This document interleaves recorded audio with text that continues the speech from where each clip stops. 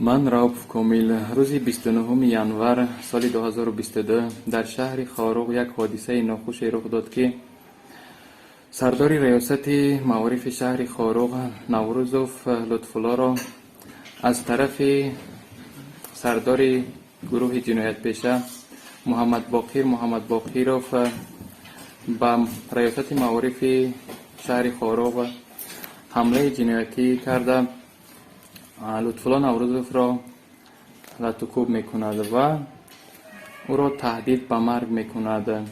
این کار گروه جنایتی یا اینکه یک نفر باشد محمد باقی را به شأن و شرف یک انسان مناسب نیست.